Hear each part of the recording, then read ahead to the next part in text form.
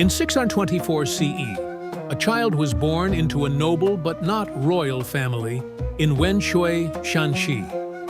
Her name was Wu Zhao. In a world where sons were cherished and daughters sidelined, no one could have imagined that this baby girl would one day seize the dragon throne and command the largest empire on earth.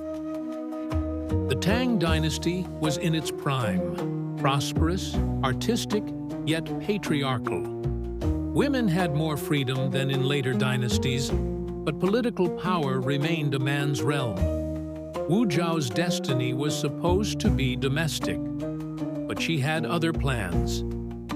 At the age of 14, Wu Zhao was chosen to serve Emperor Taizong as a concubine. Though she was low-ranked in the imperial harem, she took this as an opportunity, not a limitation. She observed the court, studied the classics, and bided her time. Wu Zhao quickly distinguished herself with her intelligence. She mastered literature, history, and politics, skills unusual for women of her time. Her wit caught the attention of those in power, including the crown prince, Li Ji. When Emperor Taizong died in 649 CE, Wu Zhao, like all his concubines without children, was sent to a Buddhist nunnery. Her story should have ended there, but fate and ambition had different ideas. Crown Prince Li Ji, now Emperor Gaozong, remembered her. Against all tradition, he brought Wu Zhao back to court from the convent. The court was scandalized, but powerless to stop him. Wu Zhao was now consort again, but with sharper eyes and keener strategies. She maneuvered past rivals, including the powerful Empress Wang, using both charm and cunning. Within a few years, she had become Empress herself. Her ascent was ruthless. Empress Wang and other threats to her power were accused of crimes and exiled or executed. History remembers the stories of her cruelty, but few recall the brutal politics of the Tang court she had to survive. Though Gaozong remained emperor in name, Wu Zetian increasingly made decisions. She sat behind the throne during audiences, whispered in his ear, and drafted imperial edicts. China had a ruler in shadow. When Gaozong's health declined, Wu Zetian took over administration entirely. She dealt with rebellions, passed reforms, and elevated scholars. The people feared and admired her. She was the hidden empress behind the emperor's screen. After Gaozong's death in 683 CE, Wu Zetian placed her sons on the throne one after another, only to depose them when they disobeyed. She had tasted real power and would not surrender it to weak successors.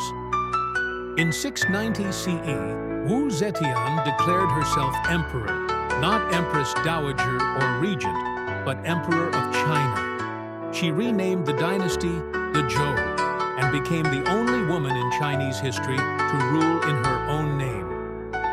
She took the dragon robes, sat on the golden throne, and held court like any emperor before her. Court scholars were forced to invent new titles for her. The world watched in disbelief.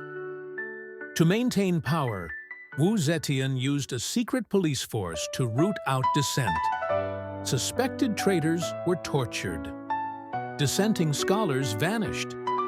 Critics called her tyrannical. Supporters called her strong. Wu Zetian supported Buddhism, using its ideals to justify her rule. She commissioned grand temples and statues, including the famous Longmen grottos. In Buddhist texts, she was compared to the Bodhisattva Maitreya, the future Buddha.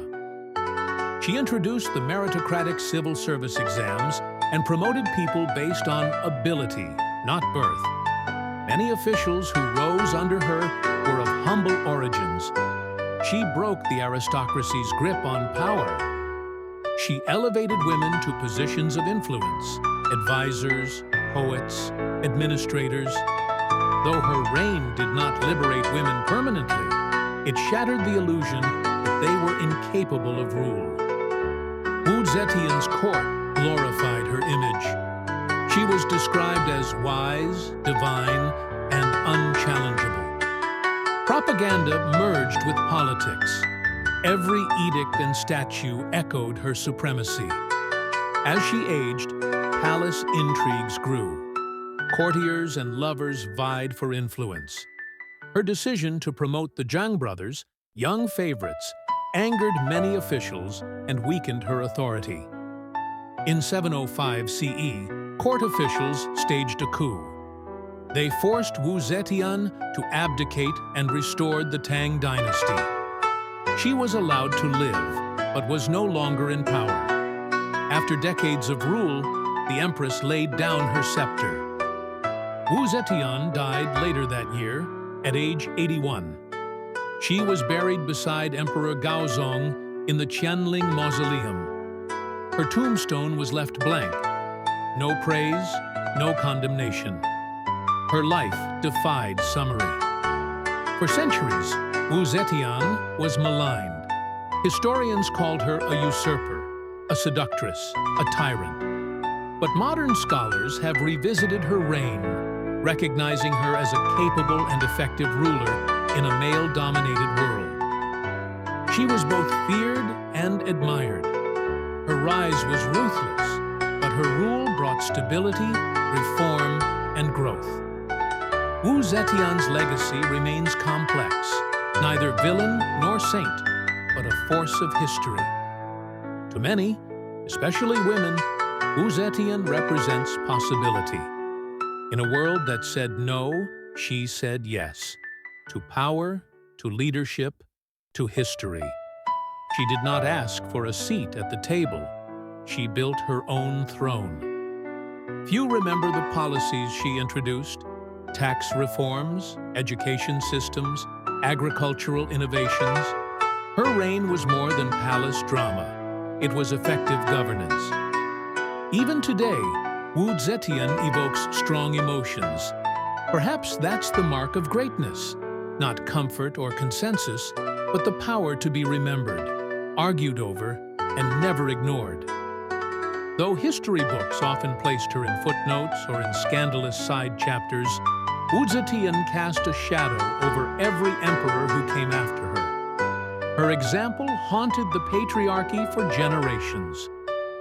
Her blank tombstone stands as a silent monument to her complex life. Some say she wanted history to judge her fairly. Others say her enemies refused to inscribe her name. In either case, it invites us to ask, who was Wu Zetian? Today, her story is being rewritten, not by emperors or officials, but by scholars, artists, and storytellers. Wu Zetian rises again, not in power, but in memory. Wu Zetian, born into obscurity, defied her world and conquered it. She was the only woman to ever rule China in her own name. And she did so not as a symbol, but as a sovereign. Her story is not only history, it is legend.